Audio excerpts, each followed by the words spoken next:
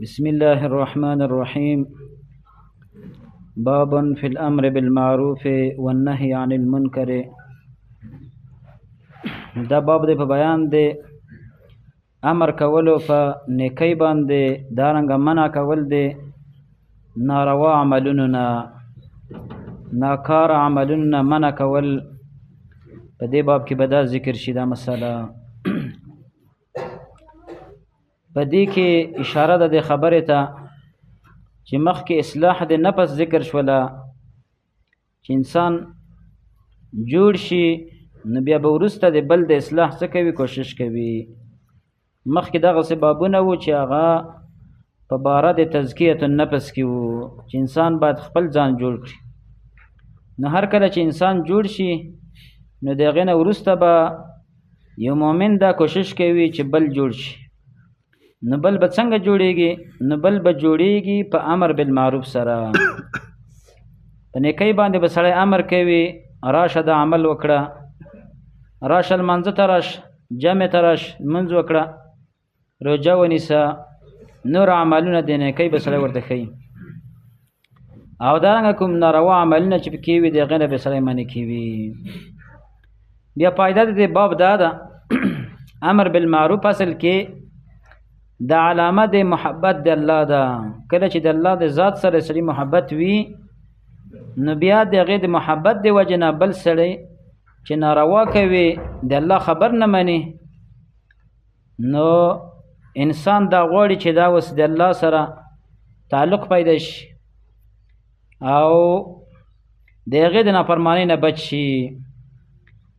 او بل دا په الله رب العالمین باندې غیرت کول دي. امر بالمعروف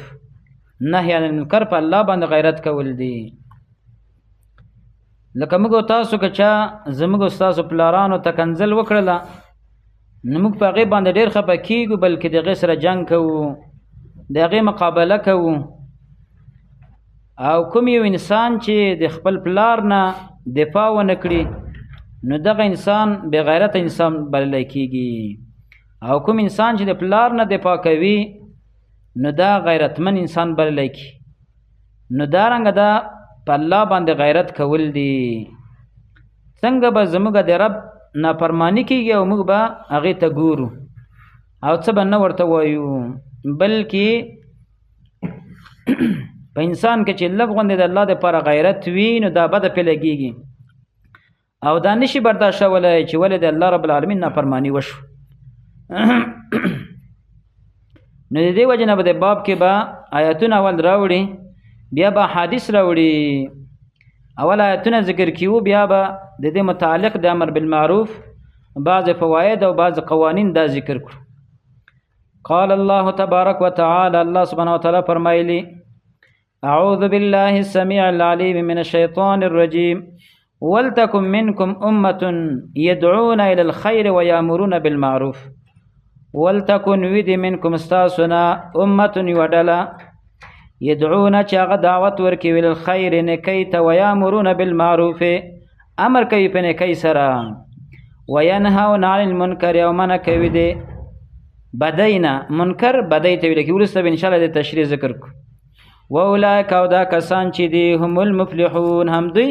کامیاب دي. فلاح ویل کیږي. زاد المسیر تفسیر زاد المسیر کې ذکر کیوي چې فلاح ویل کی الفوز ببقاء الابد ته ویل کی.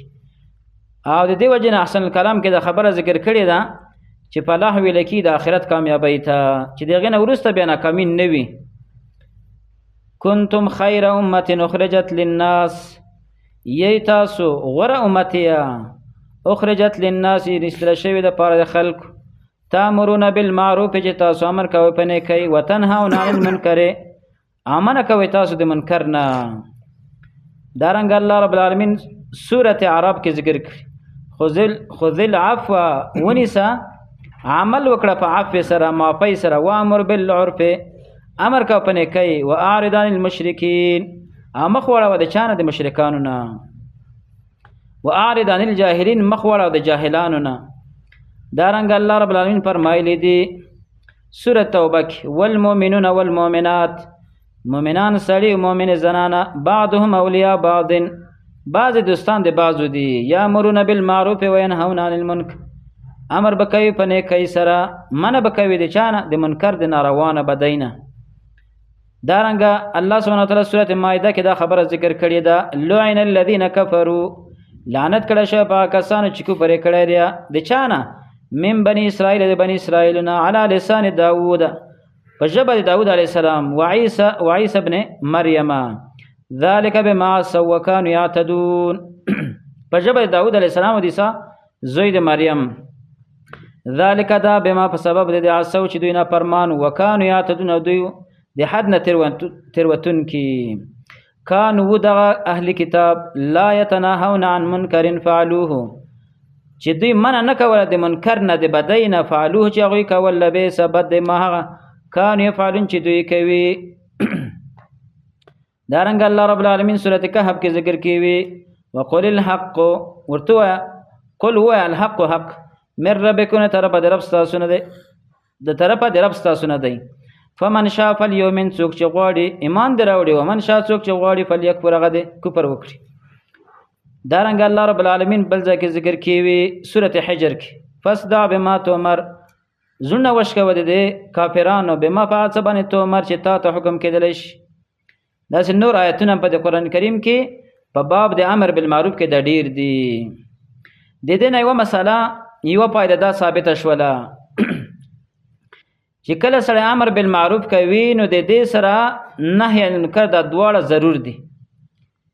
د دې یوه پایده دا راووتله قرآن کریم کې الله دواړه ذکر کړي دي احادیثو کې هم دواړه ذکر شوي او دا چې څوک په دې کې فرق کوي لکه تبلیغیان صاحبان هغوی فرق کوي هغه صرف امر بالمعروف کوي او هغه کامل طریقې سره نه کوي بلکې یو څو عملونو باندې امر کوي امر هم نه دی بلکې واعظ نصیحت درجه کې دی دارنګه نهی عن المنکر نه کوي دا د قرآن کریم خلاف دعوت نو د قرآن کریم موافق دعوت دا دی چې هم به سړی امر کوي په نیکۍ او هم به نهی کوي د منکر نه دا یوه پایده راووتله بله پایده دا ده چې په معروف کې لوی معروف چې دی هغه توحید دی او وروسته د هغې نه بیا نور عملونه دي اول به سړی په توحید باندې امر کوي او د هغې نه وروسته بیا سنت دي او د هغې نه وروسته نور نیک اعمال دي په دې باندې سړی امر کوي او لوی منکر د منکراتو نه چې دی هغه شرک دی او د هغې نه په دومه درجه کې بیا بدعت دی د هغې نه په درېیمه درجه کې د نور ګناهونه دي نو که سړی امر بالمعروف او نهی عن المنکر کوي نو دا به نه وایي چې مثلا شرک به پرېږدو بدعات به پرېږدو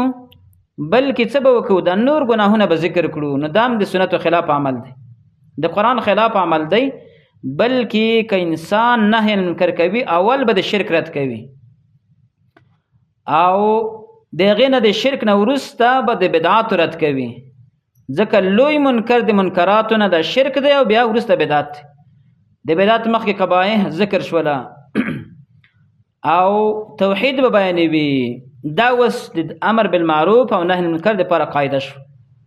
که څوک دعوت کوي نو دا دواړه شیونه به ذکر کوي دا به نه وایي چې شرک به اوس نه رد کړو دا به وروسته رد کړو بدعت به اوس پرېږدو پخپله به ورسره شریک شو خیر ده چې د خلک جوړ شي لکه زموږ ډېر ملګري سلفیان ملګري دي د احنافو مساجدو کې امامتونه ونیسي په دې نیت باندې چې دا خلک به جوړ شي نو اوس به زه د بدعات هم ورسره کوم او په شرک به هم رد نه کړم په بدعاتو به هم رد نه کړم ما که چې د خلک جوړ شي نو په دې کې درې څلور پنځه کاله ووځي نو چې لږ لږ د مسله ورته ښکاره شي د خلکو ته چې دا سړی خو وهابي دی نو بس بیا د امامت نه وباسي هغه څلور کاله ټول ضایع شوله نو د دې وجه دا د سنتو موافق دعوت نه دی کړی د خلکو نه بلکې باید د اول نه سړی ځان ښکاره کړي د اول نه نهی عن المنکر که هغه بدعات او که شرکیات ټول ورته ذکر کړي او دا ما سوچ وکړه په قرآن کریم کې د بعضو ملګرو سره د خبره ما شریکه کړه ورته مې ویله چې نه د انبیاو په سیرت کې دا راغلی دي او نه په قرآن کې شته نه په حدیث کې شته چې یو انسان د بل د اصلاح دپاره ځان په ګناه کې واقع کړي یعنی په بدعاتو کې دی ځان واقع کړي د دې لپاره چې د خلک به اصلاح شي خلک اصلاح کېږي نه اصلاح کېږي ته به ځان په بدعاتو په ګناه کې نه اچوي دا ناشنا خبره ده څومره چې سړی په قرآن کریم کې سوچ وکړي په حدیث کې سوچ وکړي د علماو په اقوالو کې نو دا به څوک پیدا نه کړي دا زموږ بعضې ملګري په دې کې خطا شوي د اول نه ورسره بدعات شروع کړي بیا وروسته وی چې دا خو والا بدعت دا ناروا دغه خلک دا خو وابي دی نر څه بس ولاړ شي د منځه نو دا هم د سنتو خلاف دعوت دی او د دې سره بله مسله د امر بالمعروف متعلق هغه دا ده چې کله سړی منکر رد کوي منکر به داسې طریقې سره رد کوي چې د هغې نه لوی منکر منځته رانشي لوی منکر دا مې ناشنا قاعده ده دا شیخ الاسلام ابن قیم رحمه الله په اعلام الموقین کې لیکلې ده دا خبره ما د خپله ډېره پایده را کړې دا ډېر جاهلان خلک ناپوهه خلک چې ځان ته علما وایي هغوی په دې خبره باندې نه پوهېږي خاص کر هغه خلک چې هغه جهادونه کوي هغوی راولګېږي وایي چې موږ دا دولت چپکې وو دا دولت خو کافر دی جهاد شروع کړي نو جهاد چې شروع کړي نو د هغې نه د جهاد په نتیجه کې هیڅ شی لاسته رانشي سوا د چا نه د غټ منکر نه شیخ الاسلام ابن قیم رحمه الله دا قاعده ذکر کړې ده چې لا تزولو دا خو نور علما هم ذکر کړې ده نور علماو خبره ده خو ابن قیم رحمه الله دا خبره د دې موافق ده وی چې لا تزولو ازالة شر باشر منها وی نه دا جایز چې ته یو شر رد کړې چې د هغې نه وروسته لوی شر منځته راشي لکه تاسو وګورئ په یو ځای کې به مثلا ظلم روان وي دا به یو شر دی دوی راولګي د دولت چپکې وي او موږ د دې په ځای باندې څه راولو اسلامي دولت راولو نه اسلامي دولت راولي همدغه هم چپه کړي د ظالم حکومت دا هم چپه کړي لوی شر د منځته راشي دا جاهلان وي د الله په دین باندې دا خلک نه پوهېږي تاسو وګورئ په دنیا کې چې څومره اوس نظامونه خراب شوي دي د هغې ښه والی نه دی لیدلی بلکې د هغې نه شر منځته راغلی دی که لیبیا کې سړی وګوري که په فلسطین کې سړی وګوري که دارنګه په سوریه کې وګوري که په عراق کې وګوري په د نورو ملکونو کې دا اصل کې دا مجاهدین په هغه نه پوهېږي په د اسلام باندې صحیح نه دي پوه شو خاص کر اخوان المسلمین په هر ملک فساد جوړ کړی دی او خیر منځته نه دی راوړی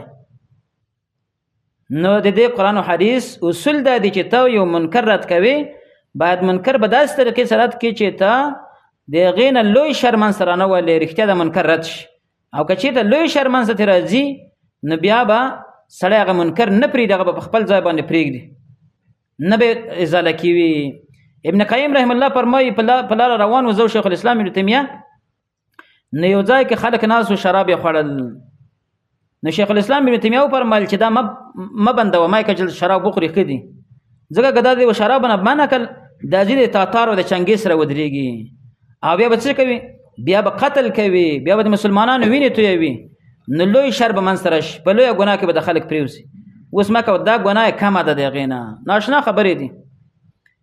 نو بله مسله او پایده د آیتونه دا راووتله چې کله کله انسان امر بالمعروف نه کوي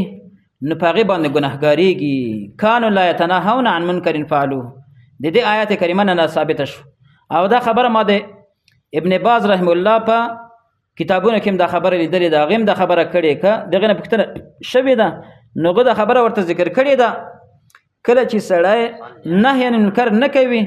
نو دا شریک دی په دې ګناه کې ورسره نو د دې وجې نه په انسان باندې کله بعض اوقاتو کې دغه دعوت او نهی عن منکر امر بالمعروف دا واجب وي فرض عین وي ورباندې نو چې کله فرض عین وي نو بیا سړی ګناهګارېږي او دا په کومو صورتونو کې وي دا په هغه صورت کې وي چې کله د انسان سره زور وي او یا په زور وي په داسې طریقې سره چې خپل ماتحتي وي زور څوک لري زور دولت لري نو دولت په دې باندې ګناهګار وي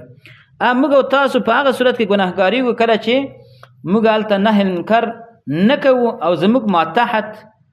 خلک نافرمانی کوي لکه بچی شوله زوی شوله ښځه شوله لور شوله دغسې نور کسان دي چې په هغوی باندې زموږ زور رسېږي او موږ نه منع کوو نو بیا په دې کې موږ او تاسو ټول ګناهګارېږو نو دا فواید د آیتونو راووتل او دا د امر بالمعروف نهی المنکر بعضې قواعد و چې علماو ذکر کړي و د آیتونو مطابق هغه موږ دلته ذکر کړل الله رب العالمین دې موږ او تاسو ته په دې عمل نصیب را وګرځوي او الله رب العالمین هم د آخرت جوړ کړي